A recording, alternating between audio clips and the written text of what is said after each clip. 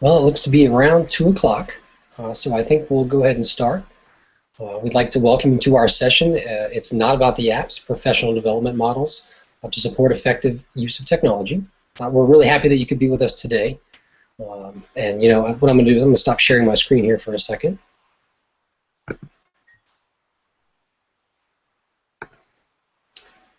And I think we've got my teammates that'll be joining us in just a second as well. And it seems only fitting that about this time last year, we were faced with what seemed a pretty daunting task. Well, it looks to be around 2 o'clock, so I think we'll go ahead and start. We'd like to welcome you to our session.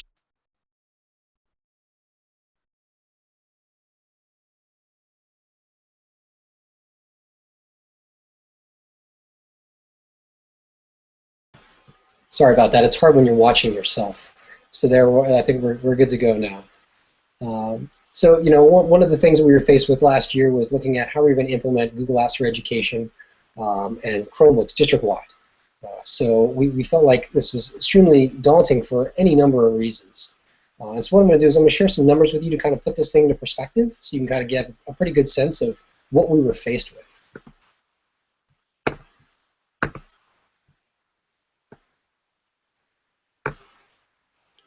So our district, we work for Montgomery County Public Schools. We have just about 150,000 students. That, in order to handle that student body, we have probably over 20,000 staff, and they're spread across over 200 schools actually, not to mention offices. So when we talk about significant kind of spread of people, we're looking at a lot. And what really kind of threw us too is it's not that we were just going district-wide with Google Apps for Education. We were also looking at the implementation of over 57,000 Chromebooks in Montgomery County. To add insult to injury, our timeline, we really had about 10 months in which to do it, which did not seem like a lot of time at the moment.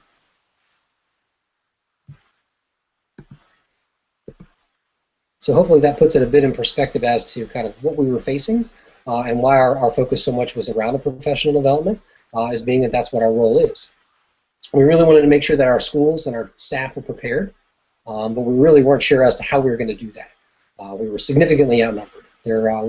Carrie and Lisa and myself were a team of 18, so obviously we couldn't get all of them on our hangout for us today, but what we want to be able to do over the next 45 minutes is really unpack how we're able to address the professional development demands and make sure that we really address the needs of our staff.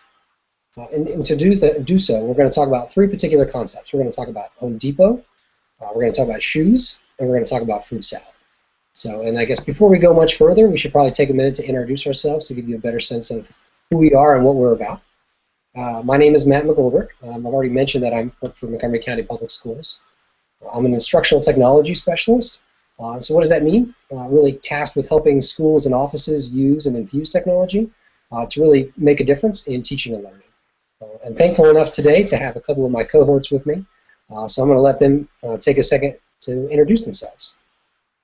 Hi everyone, I'm Lisa Fuller, and I also am an instructional technology specialist in Montgomery County, and I'm one of Matt's teammates.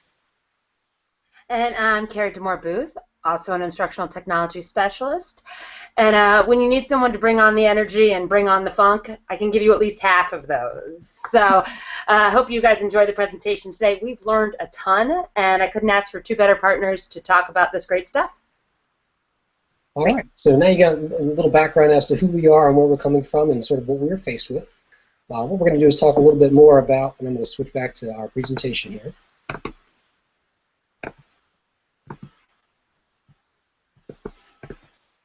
So being that we're in professional development, we're working with Google Apps, one of the things that we really had to contend with was the constant change and evolution of Google Apps. And I'm sure for those of you that are in professional development can attest to the fact that it's really hard for people to handle change, especially when we're looking at education. So our big kind of concern was, how are we going to do this? What are we going to do? In short, we really decided we weren't going to do it because it really wasn't about the apps. It was about the education. This really drove our professional development approaches. And so let's talk a little bit more about what some of those approaches were.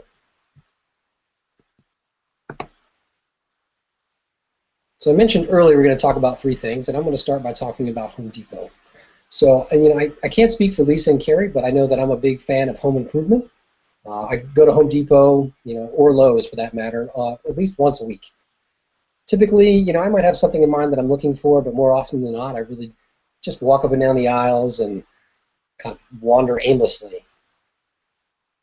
It never ceases to amaze me the amount of things, tools and such, and materials that Home Depot has to offer, and yet I really have no idea what they are or even how to use them. So what does that have to do with Google Apps? Well, the answer is pretty simple. If you think of Home Depot, much as like Google Apps, there's an immense set of tools and resources available. So much so that when you're working with new teachers that are new to Google Apps, it can be extremely overwhelming, especially if you don't know what you're looking for or what you're even looking to do. It can become a very steep learning curve, if you will. If we take the analogy of Home Depot one step further, imagine you walked into a Home Depot and you said to an employee, "Hey, tell me all about all the tools you have here, or what are the questions what are the best tools you have for sale?" These are such broad questions. I have no doubt that the employee would kind of look at you sideways and think, and probably have more questions than answers for you. And I say that to say because we were approached more often than not and asked, what are your favorite apps, or what are the best apps? And for us, it was almost impossible to answer because it really just depends. So what we really try to do is redirect that conversation back to instruction more so than the apps. We focused on the problems the schools and the teachers were trying to solve as an entry point. We focused on where the teachers were in their curriculum. We focused on just schools' individual needs, wants, and goals.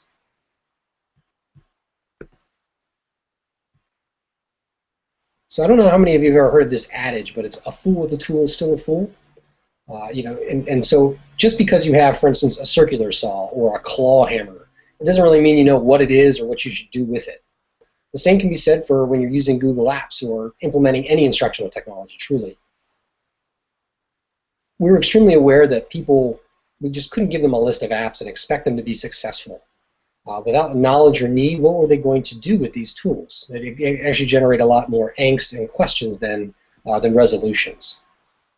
So throughout our entire process, our continual focus was really to bring the conversation back to the teaching and learning. So when we were in a school, it was really in context of the curriculum.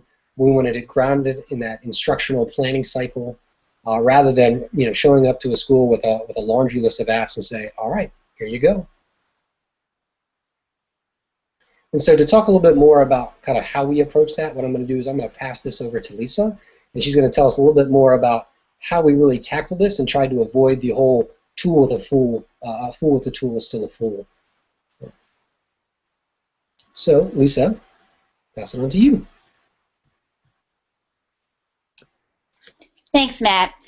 So, as much as I love Home Depot, I'm normally going there as a tag along with my husband. I love tools, but I really don't know much about them, and he is usually the director as I just roam the aisles. It's kind of fun. But I would much prefer to use my steps, and I am a Fitbit user. I'm a lunatic about my steps, to find the perfect shoe. I spend a lot of time thinking about shoes because, like all of us know, shoes can really make an outfit. And like tools, there are thousands and thousands of shoes, like tools and like apps, to choose from. So when I see a scene like this that's showing on your screen right now, it makes me a little crazy. First of all, I'm always bumping into people, or I'm on the floor trying to try them on. It's just very inconvenient and very difficult to really locate the perfect shoe this way. I would much prefer to go into a shoe store, which is quiet and easy to see, and have somebody ask me, what do I need? And I would much prefer to talk to someone and be able to describe my clothes, my wardrobe, and give the criteria for what I believe would be the perfect shoe. So let's say I'm going to need the perfect shoe, dress, and I'll just describe describe this to the, bring out to me 3 or 4 boxes and help me try them on, explain to me why these would be perfect for my outfit, and I would go from there. So I think you might see where this is going. This is kind of what my life is like every day. Imagine me sitting with a group of teachers who are planning for instruction, and they turn to me and they say, so, this is what we're doing, what's the best app? What do you think we should use? What's the best app for this? Well, that's like me saying to the shoe salesman, bring me the best shoe in a size 9. Just bring me the best one that will fit. And my shoe salesman is definitely going to say to me, well, what's your outfit? Like, what do you need? What is your overall objective for your outfit? So I might say, well, I'm wearing an evening gown, and I want it to be comfortable, and I want it to have some glitz, because I think a little glitz is always a good idea. Often when I join a team meeting, which is sort of like me and my shoe salesman, I just sit quietly and listen. It's kind of hard for me to do because I have a lot of ideas that are swirling in my head, but I really want to hear from them, from the teachers, what the students need to know and be able to do. What outcome do the teachers hope to achieve? And what do I know as an instructional technology specialist and a former classroom teacher, what do I know that can support their goals? What that means is that I have to have my own toolbox of apps, and I have to be able to figure out what it is that will best fit what it is that they need. So think about it this way. Like the salesperson, I know my inventory before meeting with my client. So my inventory is, what is it that the students are learning?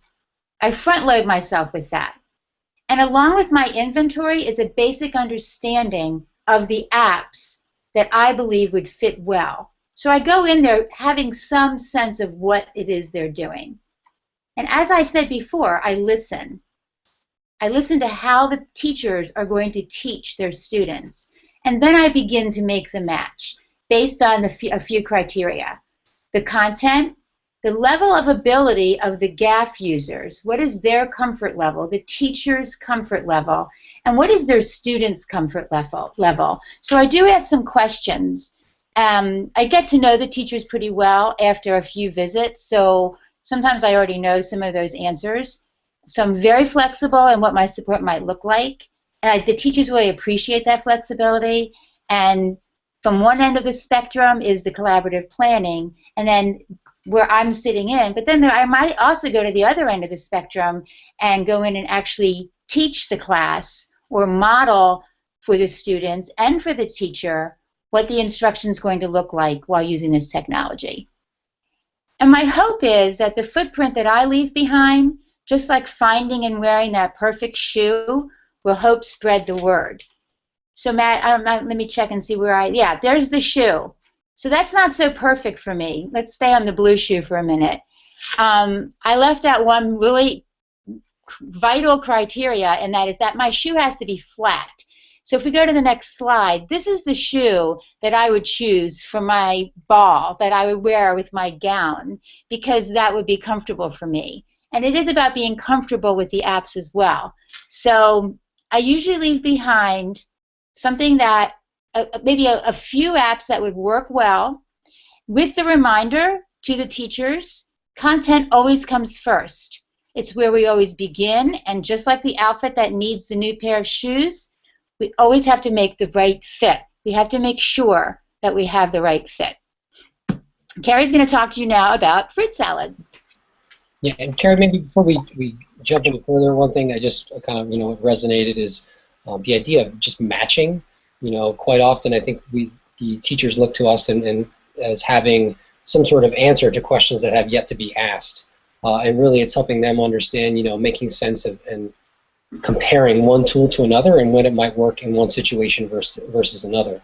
And that's where we can provide some insight. And one of the things we really tried to focus on through our work with schools was to build the teacher's capacity to make those decisions and make those evaluations around the tools that are there, because we know that we're going to walk out that door and we're not going to be there after the fact. We wanted them to be able to be self-sufficient and be able to select the correct technology or use the right tool in the right situation. So that's all. Right, and I think that speaks to the footprint. We want to leave behind everything that we can offer, and often the teachers are then contacting us just to check in. So when it works well, it's great. It's really a wonderful thing. And you know what, guys? You know what works well? And you know what goes with everything? Well, pink sparkly chunks, maybe. But definitely fruit salad. One of the best things about fruit salad is there's something in there for everybody. It goes with everything. And you always have a little bit more room to take, digest, and make it a part of you. And if we're talking about PD, that's exactly what we want when we roll out a project like this. We want to make sure everybody has something that's good for them. We want to make sure that we have that right balance that matches with all the different learning types, from the littlest of the littles to the big kids. And not to take the analogy too far, so I hold on it, but we want people to digest it. We don't just want them to put it on their plate. We want them to take it in and make it part of who they are and what they do, because this stuff can drastically transform education, and it can totally empower our students. So let's talk a little bit about how fruit salad and PD work together. We sat down and said, what's the right recipe? And the first thing we did was we portion sized, right? As Matt mentioned, there's 20,000 teachers and 18 of us. So we divided our project into 3 phases, 3 bowls, if you will. This allowed us to go into phase 1 schools, bring in some of those 57,000 Chromebooks, launch them, and give people a lot of love and a lot of support. And as the year moved on, as we moved to phase 2, we moved from total support to sidebar support and moved through our phases. So the first thing we recommend to you guys is think about your capacity and think about how you want to phase your projects. The next thing we did was, I guess it's normally cherry on top, so I guess maybe cherry on bottom, or just it's nice to have cherries. But you'll see there's 2 on your screen, and that's exactly what we did for schools. We provided 2 instructional technology specialists that were assigned directly to each of our 200 schools. Our high schools, which range somewhere between 1,700 and 4,000 kids, we added a couple extra cherries because they were a big staff. Now, assigning a specific instructional specialist did a lot of stuff, but most importantly, it gave them a real live human, a connection, a person who got to know them and develop a personal relationship with the people in those buildings. It allowed us as ITSs to get to know what a school needed, what they wanted, their temperament, and really develop the recipe. There's no one-size-fits-all, just like there's no one way to make a fruit salad. And so having a human, a person, invested in the success of that school and understanding its culture really helped us customize the recipe of good stuff, which we provided for schools. Now, first good stuff, our Kiwis, are credit-bearing courses. A lot of you guys out there have some kind of CEU, CPU credit. And we developed, and we've been doing this actually for a number of years now, a credit-bearing course focused on integrating 21st century technologies. And then we revamped it when it came time for this rollout to focus on Google Apps for EDU. So this is, think of a college class, 5 full days of time spread out or compacted in the summer, and it took someone who's a novice, if you were kind of a newbie, gave them a sense of what the technology was, how to use it, and how to teach with it. So a lot of folks really like this. It's a nice deep grounding in the instruction matched with the technology, and provided a wide base as we ran these across the county, oftentimes paying teacher trainers to support us. And people really liked it. It's a real winner. People sign up. Lisa can tell you they line up in our system to sign up for it. That was the first thing we did. Get these courses, spread them out over the year, launch them for teachers. Yeah, and just to add on to that, one of the things that we couldn't force people to come to our professional development, especially in the summertime. Hard that we needed to connect. So one of the things that this course allowed us to do was to compensate teachers and other staff who really wanted to get the information, but wanted to make sure that they got something out of it beyond just the learning. You know, you need credits and such to maintain certifications or to improve on, you know, to step up on our pay scale and such. So this really helped get a lot of people in, get them coached up and really aware of what's happening, but also they benefited as well from the, you know, from earning credits and maintaining certifications for that matter. So. Absolutely, and in every way we can give back, we want to. And next, okay, so first we did that. That's kind of the, if it's not a Lexus, it's definitely a really nice Ford. And then let's come into our Google Apps for orientation. So we have, as we mentioned, 20,000 folks, and we wanted everyone to get, everyone who needed it, to be able to be oriented to the system, our pineapples. And we didn't just do this in one way, we did it in a couple. The first thing we did, the whole pineapple, if you will, on the next one, on the next slide, is we did countywide orientations. So these lasted 3 hours. We jokingly call them our 3-hour tour. And they started out with, here's your account, here's a Chromebook, here's your drive where you save all your stuff, then here's your apps and behavior management. So people came after the workday, they stayed for 3 hours, they got our just our generic professional development hours, and they were able to know, this is my account, this is how I log in.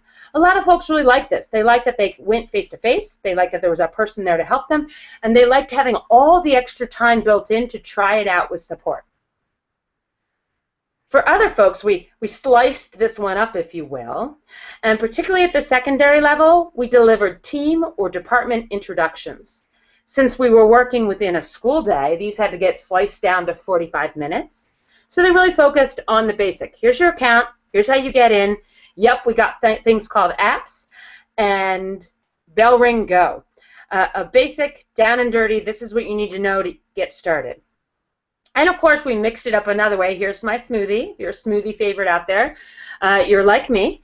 And we took all that content from the countywide orientations, the 3-hour tour, and we put them into 4 online modules. They ran about 10 to 15 minutes a pop.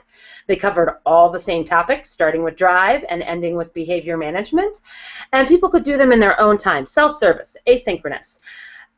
And for a lot of folks, need drove this. You're a coach, you can't make our trainings, right? Other folks just love it. We've done a lot of self-surveying, and the research shows people like the flexibility. Some folks don't see, they don't really want the face-to-face, they want the right now. They heard about Google Apps yesterday, maybe you're at this conference and you're inspired. You don't want to wait till we have a training in 2 weeks. You need to know now. So our online orientations provided a different type of learner, a different type of experience. Now, I'm going to share my own personal experience, and then I'll invite my teammates if they want to jump in.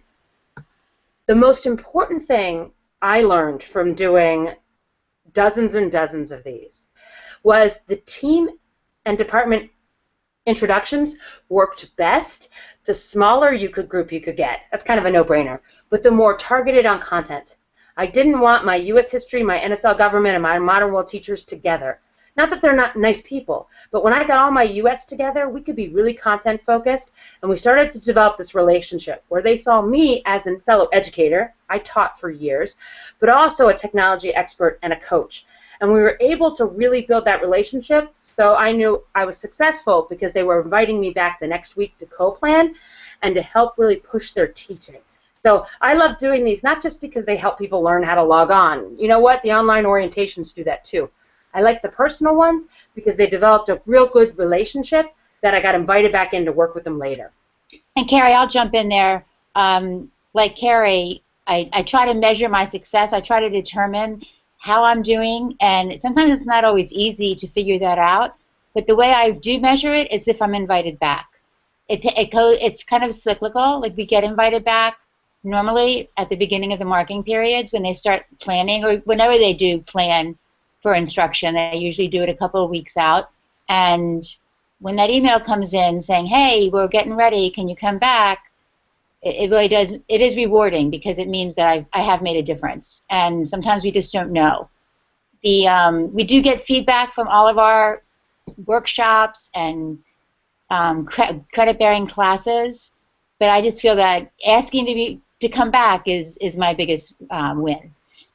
Thanks, And Karen. yeah, and I'd say, in terms of having smaller groups and very specific content areas, absolutely. It made the kind of the matching activity so much easier to help them identify which tools or resources make the most sense in their grade level or in their content area. So when we're working with them in a variety of settings, it was definitely much easier to target that content and target that professional development and make it more personalized as opposed to kind of one size fits all. And I think all three of us can attest that putting the time and effort to know what their content they're doing that week or the next week coming up makes a big difference. If you know they're talking about Teddy Roosevelt next week, or they're doing fractions, and you can point that out, you're starting to build your street cred as an instructional leader, as well as your bag of apps as an awesome technology integrator. And the other thing about that too, Carrie, is it's a time saver. If you go in and you're starting from scratch saying, so tell me what it is you'll be doing, it takes a good while to understand what the instruction looks like and what the outcomes are. Going in advance is really, really helpful. And now the last thing I'm going to mention that doesn't necessarily have to do with that piece, but sorry, that Carrie mentioned around our online orientations. That's something that we do have, and I know we have a document that was shared as part of this Hangout on Air where we could put some resources that we wanted participants to have access to. So I believe we can probably find the link to the online orientation and put that in there. But Carrie and Lisa and I can follow up on that and see if that's something that we can add to the resource to make available to others.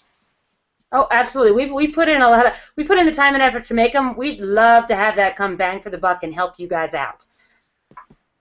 And that's exactly what we did with our orientations, get people in. And once they're in, we wanted to provide the right support materials. If you're a member of this conference right now, there's a good shot you like to jump in feet forward. And there's that awesome moment when you're rolling and you get against a roadblock. So we wanted to make sure we had the right materials to keep that rolling moving. So we did that in a couple different ways. Starting with our next one, our support sites, and we have linked those to our materials for this conference. And what we created was a series of, depending on the topic, we created a Google Sites, and we started to put all of our materials together. So we used the tool Hapara this year. We had a whole support site on it. We made a support site for parents. What do they need to know about this stuff? We made a support site for our web-based series. So you could come and get links to all the shows we've done. So the first thing we did was we kind of centralized materials in one place. The next thing we did was we built lots of support guides, hundreds of them in some cases. These are your how-tos. I want to know how to make a Google form. How do I change the theme of my form? How do I share a document with students? And also more targeted things, like how do you log in with your mcpsmd.net account? And we put all of these in Google so that they were searchable for folks. And we made dozens of screencasts. Now, you've probably, if you've been hanging out today, seen lots of different shows on how to do screencasting and when and flipping the classroom.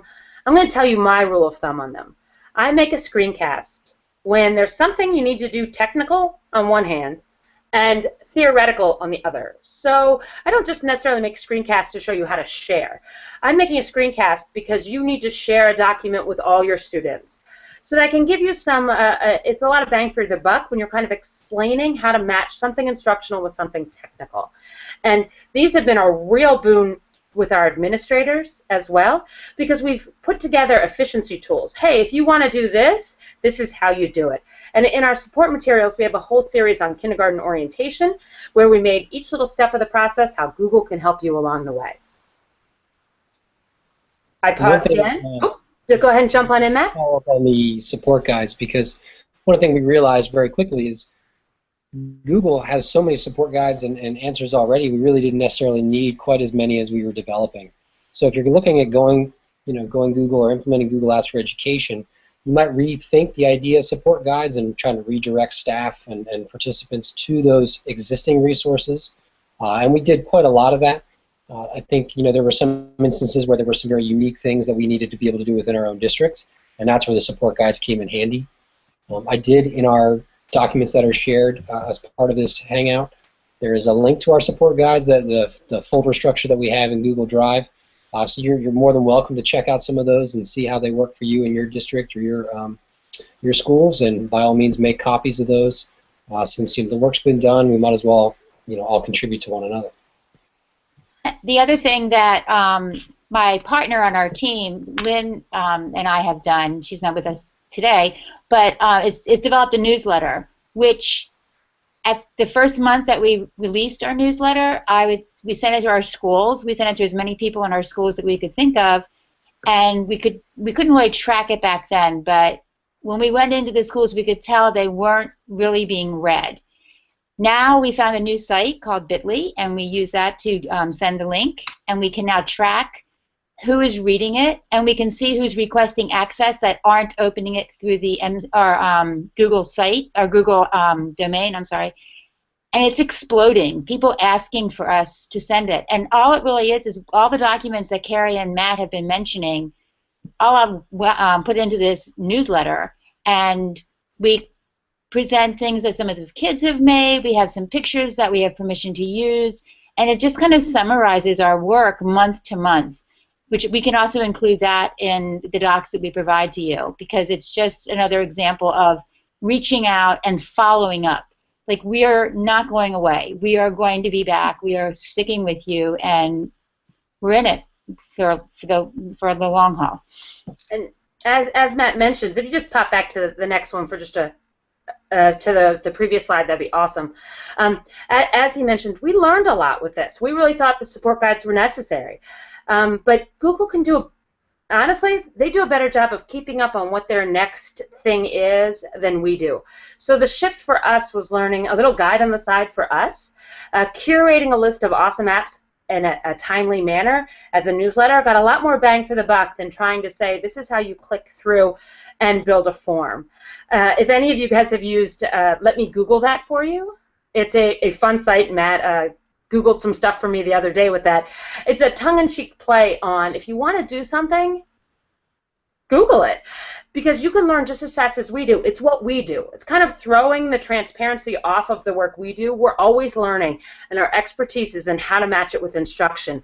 But having the right tool for the right job, and sometimes that's just a quick search, is a fast way to teach our teachers to be independent, just like we're empowering our students to be lifelong learners. And now to the good stuff, the strawberries. If I took a poll, we're all picking the berry as the best of the fruit salad. So we saved the best for last, and we're going to talk about instructional focus.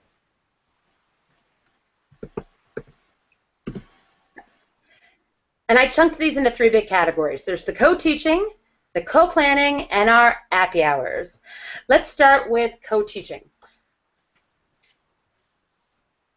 One of the things I always remind myself is that I've been doing this all year, and I might be on phase 3, but it's new for them. And while there's always that top 10% who jump in like crazy, there's everybody else that needs a little comfort level, might need a hand, needs that personal relationships, needs a safety net. They're willing to take risks, but they don't want to jump off a cliff. So co-teaching was a really powerful tool we used to connect with teachers and help support them on that first day. I did a lot of secondary co-teaching. The very first day they used it, the first day the Chromebooks went out, I came in, we did I did a little 10 minutes. We did a co-planning together. We handed them out. We did a little bit of a lesson. We wrapped up. And it was a real safety net for teachers. The first day, hearing it from the horse's mouth, having me there with them was really powerful. We provided teachers with possible scripts for that, which are linked in our support materials. We provided actually a little 10-minute course where I do what I do in class, but we recorded it so they could watch it if they wanted to do it themselves, because especially secondary level, they want to be looked at as the instructional leader. So we give a lot of different materials and ways for them with our help on that first day, or if they're trying a crazy awesome lesson or they have some great idea, where we're willing to come in and teach it with them. Not everybody always took us up on the offer, but I really think I really felt that the offer as it stood gave teachers comfort to try a new thing, and it made them look at us as their partners in this, and not just somebody who was coming in and saying you should. We were really teammates. I know Lisa did a lot at the elementary level, and co-teaching looks a little different there. It wasn't a, here's what the stuff is, here's a little lesson. They really focused on the all about me. Lisa, you want to jump in and say, when you co-taught, how did it go?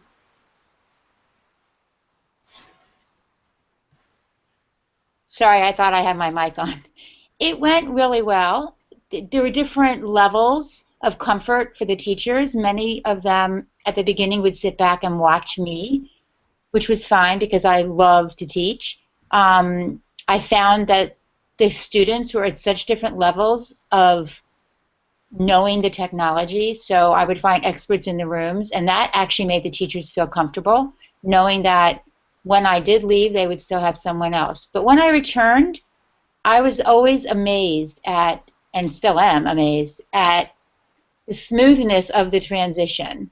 I tell them to keep it simple. When I go in and model, keep it simple. There's always more that you can do with an app, but start simply, and that's a way to differentiate for the students that are comfortable.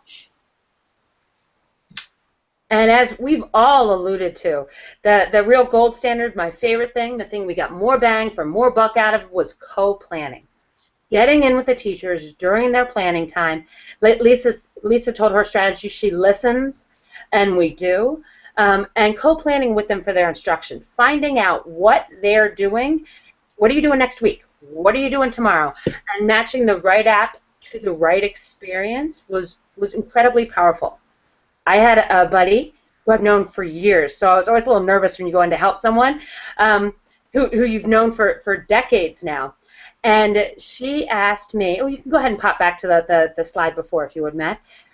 She told me about this amazing simulation she ran and said, how do I do that with Google? And my answer was, you don't. Her simulation was powerful and awesome and fantastic. I sat in and watched it. It was wonderful. You shouldn't have replaced that running around the classroom excitement with Google. But what we did do was we matched it to a form where they made a judgment of who won at the very end, and it took the level of discussion, she said, from where it was before to a whole nother level. All the kids saw their data, and they rocked out their conversations even more. And that's where co-planning comes so important. It's not about saying you should or you have to. It's about saying, what are you doing, and how can we support you? But, of course, that's a lot of time. There's 18 of us. So we need to make sure we're supporting instruction over time, giving people those great ideas, even if it's not always a personal conversation. And that's where our tongue-in-cheek Appy Hours come in. Appy Hours are a bi-weekly webinar series. They run a little under an hour, about 45 minutes. People log on after school at 2:30 and 3:50. And we pretty much put on a show, much like this one. But far more interactive. We've got a chat going, we have conversations, and we've been pulling in, over the second half of the year, expert teachers. And we always match, our tagline is rockstar instruction with awesome apps. We always match something instructional. Student narrative was a topic the other day. How to write and organize student writing was another topic. Typing, trackpads, and testing was a topic. We pick something big and instructional, we match really awesome apps to it, we share them out with folks. You could think of it as a cooking show, right? Here's some great ideas, get inspired and get connected. And then we stay in touch with people outside of that. We use our Twitter accounts, we use our emails, we use our newsletters to share the good news. Plus, all of these are recorded. So from our materials, if you want to go and watch any of them, and we do track how many people watch what, so you can get, if you're looking for something and there was a show on it 3 months ago, we can kick an email with the show, you can find it. People turn these on and watch them after school ends, kind of like listening to Pandora, only instructional. And they've allowed us to stay connected with folks, inspiring awesome instruction, so that they want to call us to co-plan. And if they're trying something really awesome, we'll co-teach and we'll sit in there and help them with it. And then, of course, in a virtuous cycle, we'll take those awesome ideas and plop them back into Appy Hour for folks. Yeah, and one thing I'd carry real quick is just to really underscore the importance of that co-planning piece. You know, when you think about the fruit salad and keeping the fruit salad together, that was definitely a strong part of what enabled us to go district-wide with Google Apps and really feel like we had an impact because we were connected to what the teachers were doing day to day. We were in and out of their buildings. We were co-teaching. It really made working with schools that much easier and helping them to see the connections between the technology and the things they were already doing. And then layering in the use of the happy hours, it really helped to connect us, virtually when we weren't with them face to face, as Carrie mentioned. So it just the package altogether really came together, and I guess the juices of their berries really marinated well. And I think we would be remiss not to mention at some point what our plan for the summer is to just offer as many of all of these professional development options as we can, seriously keeping ourselves running week to week, workshops, happy hours, the credit courses, so that we can reach out to as many teachers and staff of Montgomery County that we possibly can. And if I'm going to give you one berry, one fruit to take, as you pile up your plate, if you're only going to put one thing on, I'm going to give you one tool for your toolkit. And that's the question, so what are you doing next week? Matt started with Home Depot, and it's so funny to me. It made me laugh out loud when he used the analogy to say, walking into Home Depot and say, tell me about your tools. But I can't tell you, it's once a week that someone says, well, what are the apps? Tell me about your apps. And trust me, I could take on a real happy hour conversation talking about apps. But that actually doesn't translate into changing instructional practices. But if you ask someone what they're doing next week, they're going to get just as animated and just as excited about their instruction, and you'll be able to see which tool they need. Just like if you come in and say, I'm redoing my bathroom, I know what aisle to send you to. When you ask, what are you doing next week, you can listen and you can match the right app to the right instructional moment to change practice and really empower students. And to tie that into the recipe for success, if you will, each of us as instructional technology specialists, we focused on listening, we focused on matching, we focused on balance, and we focused on our schools. Because we were there as, a live conduit and never a shoulder to cry on, but always a helping hand. We were able to craft a recipe of all of these different tools and techniques and tips. And we really think that our 20,000 clients and our 200,000 students have really benefited, because we didn't have a one-size-fits-all model. We provided a lot of a little different things here and there to really wrap around support. And that's, if I say one thing when it comes to developing professional development model to support this or any tech integration, is seeking to find enough for everyone, matched to what you need with a good balance, and you'll get yourself a recipe for success. So, and it's only fitting that we kind of wrap up with the idea of a recipe. And as we were going district-wide with Google Apps and Chromebooks, we really had a recipe for ourselves, and it kind of evolved over time. By really thinking about, yes, Google Apps provides us with a litany of tools, but it's not so much about the tools themselves, but what they enable us to do. And when you go to Home Depot or you go to a home improvement store, you're looking for something in particular because you have a need. And that's what we really want to be able to push back on. While we have this great spread of tools, we don't need to get caught up in it. We really need to be thinking about the ones that make the most sense. That's really where Lisa kind of walked us through the idea of the matching and choosing the right pair of shoes for the event or the thing that we're going to be involved in. And so we did a lot of that work in helping teachers match the right tool to their need through the use of some of our different professional development models. Obviously, we've mentioned that co-planning was a significant part of what we did, and we truly believe that that's where the bulk of the work can and should take place to really help people move them in the right directions. But we can't forget that people like other types of fruits in the fruit salad, and we want to be able to provide those smattering of offerings so that we don't have to worry about the technical side of things, such as how do I check my Gmail or how do I share a file. We could really focus on the planning and the instructional value that the use of Google Apps and Chromebooks and other technologies bring to the table. So, if you're looking at going Google Apps or you're looking at implementing Google Apps either in your school or in class or district, definitely be cognizant of some of the things that are out there and realize that there's so much that's available and how you can kind of mash it and mix it to create just the right recipe. So I guess for the last piece here, I guess I'll come back on, and so I've been hiding my face the entire time. So I guess we just wanted to wrap up by saying we really appreciate you being able to attend today. Hopefully, if you couldn't attend today and you're catching the recording, we're excited about that. As you see, Carrie's got the thumbs up. We're really excited to have the opportunity to speak with you and share with some of the work that we've been doing across schools. And we know that the conversation cannot end here. And we've added our contact information, so I'll go back and share that in a second. I just wanted you to see my face one last time. But I'll let Carrie and Lisa, share their kind of regards, and we really appreciate your time today. My last thought is, even if you wake up tired in the morning in this job, which we normally do, we go to bed tired and we wake up tired, it's so energizing to just get out into the schools, pre-K through 12, and enjoy the kids and teach them anything that you can with using the Google Apps for Education. And I'll share that just like Google Apps is always evolving, if you don't see what you want now, maybe it'll be there in another week, so too are you, your schools, and your professional development model. We're asking our teachers to take a little bit of risks every day. Try a new tool. This isn't just a jump from a chalkboard to a whiteboard. This is really big stuff. The collaborative tools, the way in which we communicate, build, create, and learn is fundamentally changing. And with that said, it's a little bit of risk on their part, it's a little bit of risk on ours. So try that new thing, work it out. It took us over a year to build a giant audience, and it's getting bigger and bigger for our Appy Hours. What you try at first might not work, that's okay, you're learning too. And I think when we're all on that same boat of growing and learning together, then we're all taking it that one next step, and it's nice to know that you're not alone.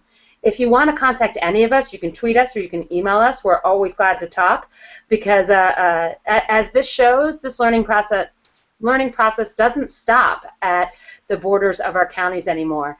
It's ongoing. So thanks again, everyone, for listening. We're so glad to be here. Bye-bye. Thanks, everyone, and we did it just slightly over our time, but I think it was worthwhile. So again, there's our contact information, and thanks so much. Take care. Enjoy the rest of the Hangouts on air.